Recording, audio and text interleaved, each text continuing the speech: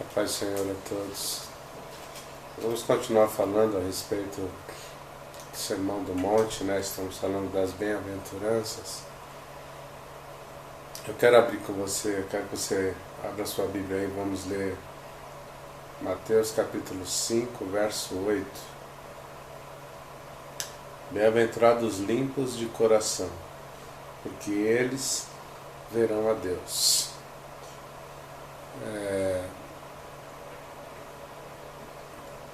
Esse deve ser, na verdade, o grande objetivo da vida cristã: ver a Deus, contemplar o Senhor, perceber Deus,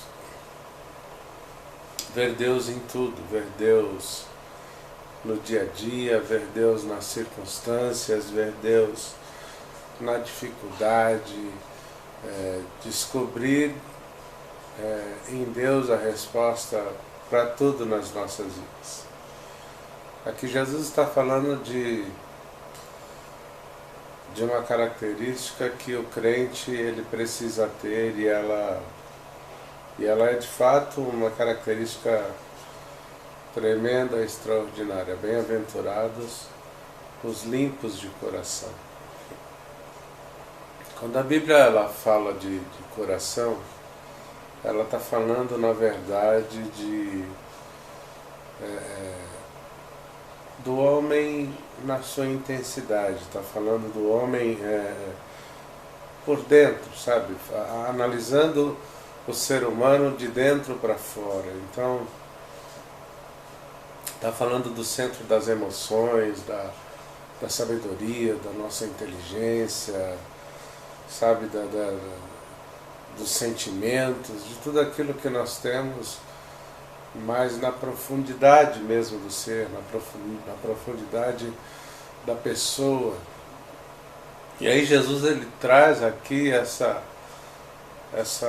bem-aventurança, e ela é tremenda, porque ele fala, olha, é bem-aventurado aquele que é limpo de coração, ou seja, aquele que é limpo por dentro, e porque este verá o Senhor. E aí, analisando de maneira mais direta, mais minuciosa, o que Jesus está dizendo o único que pode nos discernir por dentro. A Bíblia diz que o Senhor, ele no som do salmista, né, ele fala sobre isso. Davi, ele fala, olha, Senhor, tu me sondas, Senhor me conhece. E ele começa a falar dizendo que, olha, ainda palavras não me chegaram à boca, mas o Senhor já sabe aquilo que eu vou falar antes mesmo que eu fale, porque Deus nos conhece por dentro, Deus conhece o nosso pensar, Deus conhece as nossas intenções, Deus conhece o nosso ser de maneira plena, de maneira profunda, de maneira minuciosa, detalhada. Deus realmente nos conhece. E essa pureza aqui, ela não é exatamente uma pureza para que os homens vejam, para que os homens apenas percebam, mas aqui Jesus está falando de uma pureza que Deus vai ver, que Deus primeiro vai analisar, e Ele olhando para dentro de quem eu sou, de quem você é, de quem somos. Quando Deus olha para nós a partir de uma visão interna para depois externa, e Ele olha para mim, olha para você e nos considera puro de coração, nos considera íntegros, nos considera verdadeiros. Veja bem que Jesus está falando aqui de Deus sempre olhar e tentar encontrar em nós perfeição, mas Deus espera encontrar em nós integridade, espera encontrar em nós verdade. Se nós analisarmos isso de maneira espiritual, é que Deus espera que nós, enquanto cristãos, enquanto homens e mulheres de Deus, Deus espera de nós integridade e não hipocrisia. Não se trata de uma pureza externa, de uma pureza que, por exemplo, né, como Jesus cita lá no livro de Mateus mesmo aqui, capítulo 5, verso 20, Jesus fala um pouco a respeito da atitude dos fariseus, e o que Deus espera de nós é que nós não sejamos hipócritas como eram os fariseus. O homem e a mulher puro de espírito é aquela pessoa que se permite ser moldado, transformado por Deus. A Bíblia diz assim que João Batista, né, quando ele fala a respeito do batismo, e ele está falando de Jesus, ele fala assim, olha, eu vos batizo com água para arrependimento, mas virá um após mim, e ele vos batizará com o Espírito Santo e com fogo. E por que com fogo? Porque o fogo, ele purifica, o fogo, ele vai realmente trabalhar para purificar aquilo que está alterado, aquilo que foi de alguma maneira vituperado. Nós fomos criados por Deus lá atrás, absolutamente perfeitos, e tudo aquilo que o homem tinha à sua volta, ao seu redor, também era perfeito. Se você observar o jardim onde o homem habitava, o lugar onde ele morava, era um lugar absolutamente perfeito, sem defeitos, sem nada, um lugar maravilhoso. E exatamente aquilo que trouxe contaminação, vamos dizer assim, para tudo aquilo que Deus tinha feito perfeito, foi o nosso pecado, foi a atitude do homem. Qual foi o grande erro do homem? Qual tem sido o grande erro do homem? Conhecer o mal, querer conhecer o mal. Porque nós somos feitos por Deus bons e perfeitos, mas o homem quis conhecer o mal, e isso transformou o homem em alguém maligno, em alguém ruim. E aí Jesus, ele vem agora aqui para dizer, olha, é bem-aventurado aquele que é puro de espírito, aquele que quer ser purificado por Deus através da ação direta do Espírito Santo no seu ser. E não existe outra forma de que isso aconteça em nós. Então Deus, quando Ele vai olhar para mim, para você, para nós, Ele vai nos olhar primeiro quem somos no nosso interior, Ele vai analisar o nosso caráter, vai analisar os nossos valores, a nossa personalidade, e Ele vai nos transformar de dentro para fora. A Bíblia diz que quando Samuel ele chega na casa de Jessé para escolher alguém que substituiria Saul, né, como rei de Israel, e aparecem lá os filhos de Jessé, e a Bíblia diz que Samuel olha e vê lá um rapaz de boa estatura, né, o primogênito, e ele pensa, não, esse é o ungido, e a Bíblia diz que Deus olha e diz para Samuel, olha, o Senhor não vê como o homem vê, o Senhor olha, o Senhor vê primeiro o coração. Irmãos, o que nós temos visto hoje, nos nossos dias, com o aumentar, né, da iniquidade e a chegada da apostasia, é uma igreja distante de Deus, uma igreja afastada do Senhor, né? Uma igreja que ela carece de uma transformação, de uma renovação, de um novo nascimento a partir da palavra do Senhor, com muita urgência. Nós vemos hoje dentro da igreja um comportamento no que diz respeito à vida cristã, à vida espiritual, à vida com Deus, um comportamento muito superficial com Deus, um comportamento muito distante da verdade, da realidade da palavra do Senhor. Se você pegar o sentido grego, né, dessa expressão aqui de Jesus, dessa bem-aventurança, ele vai falar de alguém que que, por exemplo, tinha roupa suja que foi lavada, mas também tem alguns sentidos, na verdade, né? Fala também, por exemplo, do vinho e do leite, que ele não sofreu alteração, ou seja, não sofreu adição de água, por exemplo, então ele continua puro, ele continua genuíno. Então Jesus está falando exatamente disso, de uma transformação que acontece dentro do nosso interior, e essa transformação ela é feita por intermédio de Deus na sua palavra. Está falando exatamente de alguém que nasceu de novo e agora ele é alguém puro, ele é alguém que não tem mistura, que não tem, que vive segundo a vontade de Deus.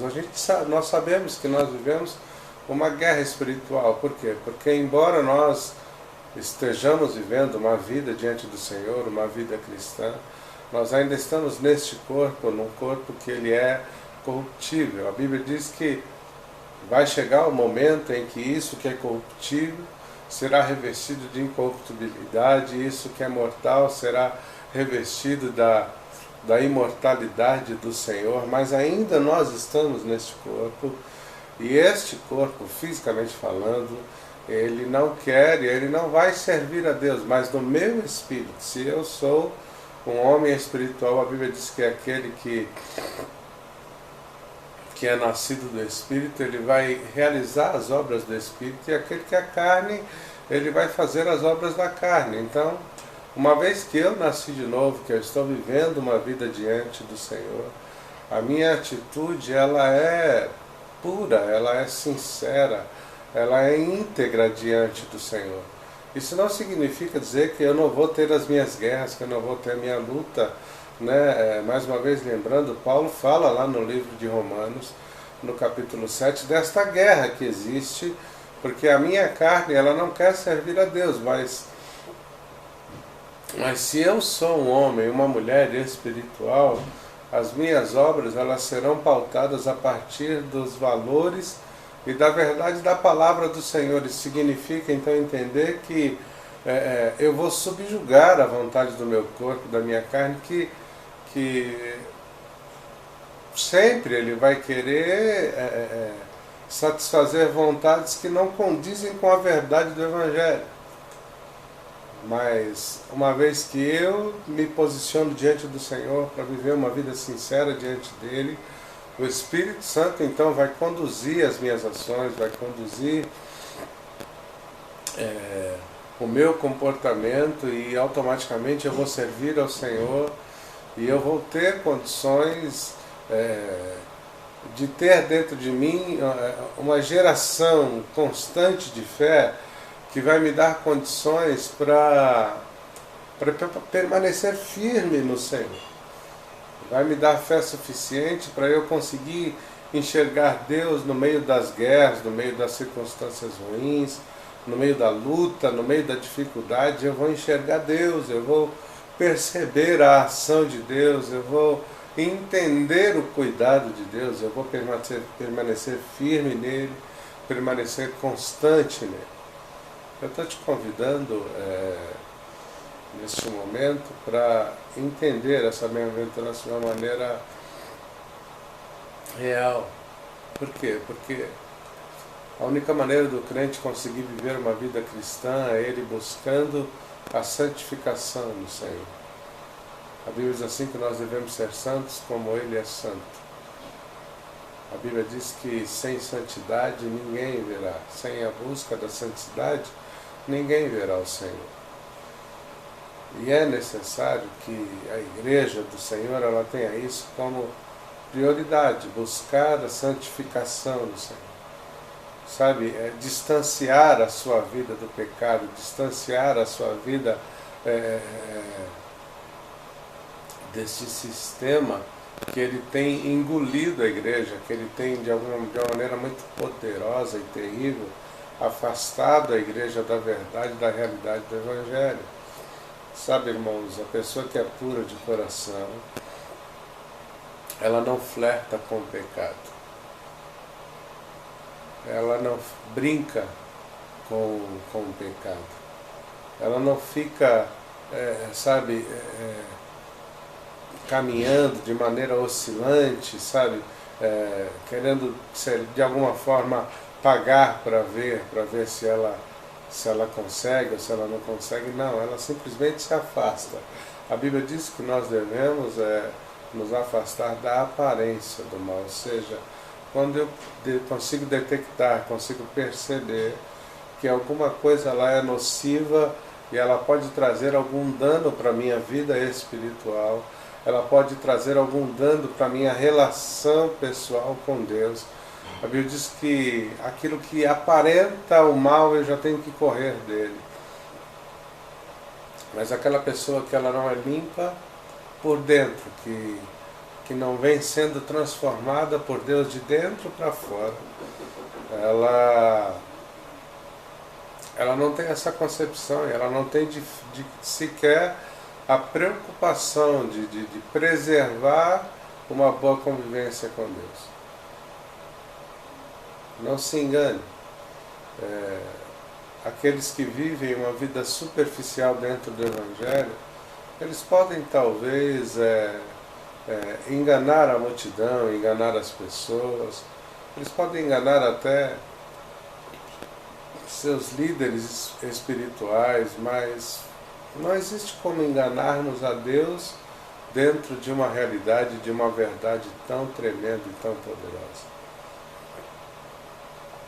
Se você quer ver Deus na sua vida, se você quer ter essa experiência de estar próximo de Deus, de estar perto dele, de conseguir compreender os seus segredos, compreender os seus mistérios, conhecer realmente com intensidade os seus valores, se você quer viver essa realidade de conseguir amar como Deus ama, se você quer viver essa realidade de conseguir perdoar, de conseguir seguir em frente, de não ser alguém, oscilante, que é levado por todo o vento, por todo tipo de situação e circunstância.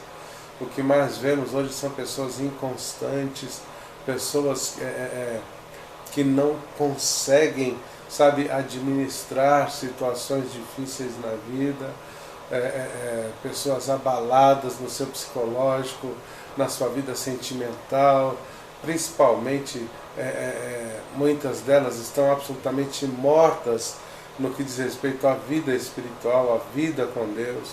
Pessoas que estão na igreja e não fazem ideia de quem é Deus, não fazem ideia de como o poder do Senhor, ele é transformador, ele é renovador, ele é restaurador de vidas.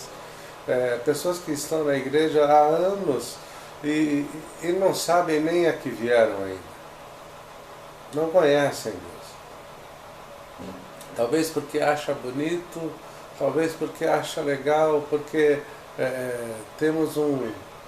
vivemos hoje um grande engano dentro da igreja, onde as pessoas querem ir participar de um culto, participar de uma comunidade evangélica, cristã, porque de repente ele sai da sua casa no final de semana, ele vai participar de um culto no domingo, por exemplo, e aí ele se sentiu bem no culto, e ele pensa que o ápice da vida cristã é exatamente aquele momento de culto onde ele simplesmente chegou lá e de repente ouviu um louvor, e aquele louvor mexe com o seu emocional, mexe com alguma coisa momentânea e talvez até estereótica da sua vida, e muitas vezes resume-se a vida cristã apenas a isso. E o Evangelho, ele é tão poderoso, ele é tão tremendo, e ele tem um poder de transformação e de mudança tão grande.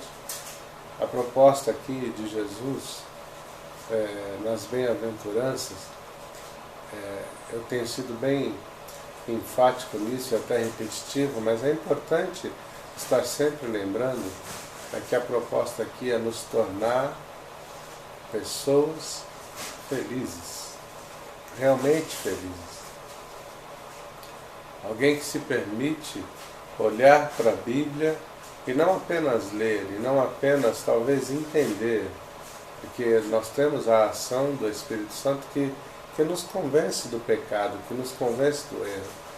Mas não basta apenas olhar e entender e talvez até se encantar com alguma coisa. É necessário colocar para funcionar.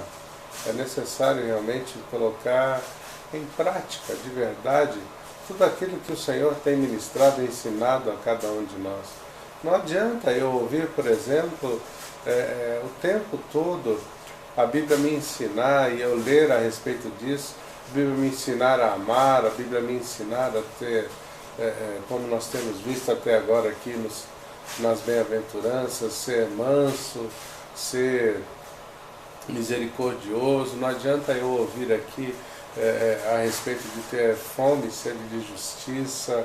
Não adianta eu ouvir a respeito de ser, por exemplo, como estamos tratando hoje aqui, limpo de coração.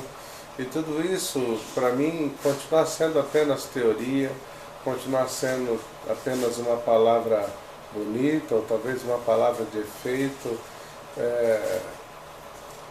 A Bíblia só funciona para quem, quando lê, acredita, mas acredita de verdade, acredita de fato.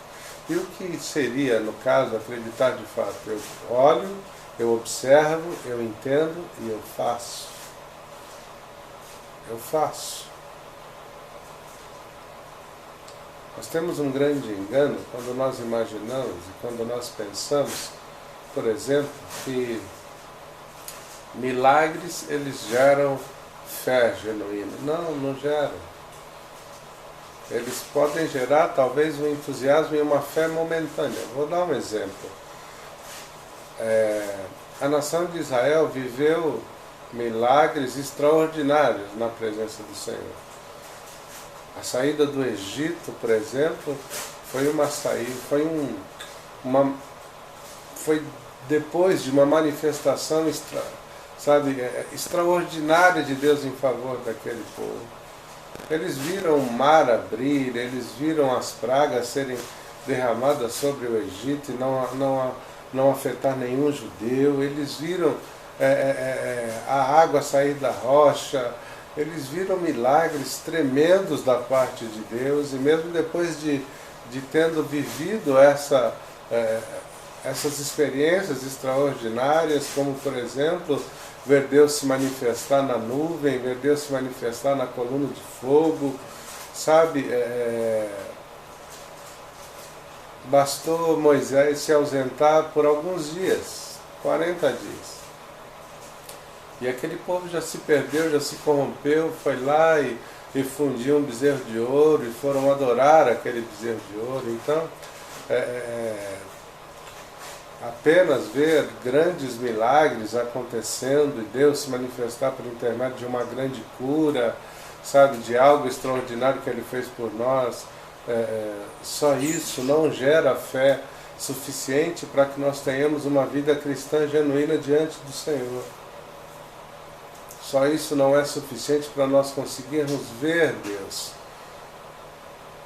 É preciso que aconteça dentro do teu ser, dentro do nosso ser, uma transformação genuína, uma transformação verdadeira por intermédio da palavra do Senhor. Bem-aventurados os limpos de coração, porque estes verão a Deus. Ou seja, eu preciso ser purificado por Deus através da sua palavra, através de uma ação direta do Espírito Santo dentro de mim. E essa transformação precisa vir de dentro, precisa acontecer nas minhas emoções, precisa acontecer nos meus sentimentos, precisa acontecer na minha estrutura, no meu caráter. Deus precisa me tratar por dentro primeiro. E aí depois, o estereótipo ele vai ser apenas o resultado de uma ação direta do Senhor. Então, em nome de Jesus, você que tem uma oportunidade na sua vida hoje, que tem a liberdade de poder não só ler, mas examinar a palavra do Senhor, nós temos uma grande oportunidade. A porta da graça é uma oportunidade extraordinária que o Senhor nos deu para nós nos achegarmos a Ele, para nós nos aproximarmos de Deus, para nós conhecermos o Senhor de verdade, para que, quem sabe, em algum momento Deus olhar para mim, olhar para você, e Ele nos enxergar como Ele enxergou, por exemplo, Jó, quando Deus olha para Jó e Ele falando de Jó, falando com o diabo a respeito de Jó, Ele diz assim: olha, você viu lá o meu servo Jó, homem íntegro, homem sincero, homem verdadeiro, homem que está na minha presença, homem que me adora com sinceridade.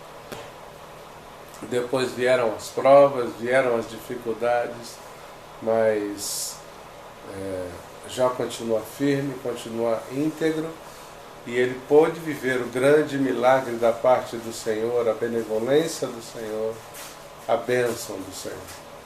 Se nós queremos a bênção, nós também precisamos ser fiéis ao Senhor como Ele é conosco. Precisamos ser constantes e firmes diante dEle como Ele tem sido comigo e com você. Mas que a fidelidade de Deus a respeito da minha e da tua vida não seja simplesmente o cumprimento da sua palavra, que a Bíblia diz que mesmo quando somos infiéis, Ele permanece fiel, porque não pode negar a si mesmo, não pode negar a sua palavra. Mas que a fidelidade de Deus nas nossas vidas, que o resultado, melhor dizendo, da ação de Deus sobre as nossas vidas, seja na verdade o resultado de uma vida de fidelidade diante dEle. Amém? Na próxima semana nós teremos mais um vídeo. Espero que Deus abençoe a tua vida, que Deus te dê aí mais uma semana abençoada, que Deus te guarde, que Deus te encaminhe, e que nós, em nome de Jesus, tenhamos em nossas vidas a preocupação, a prioridade de nos santificar diante do Senhor. Amém? Que Deus te abençoe.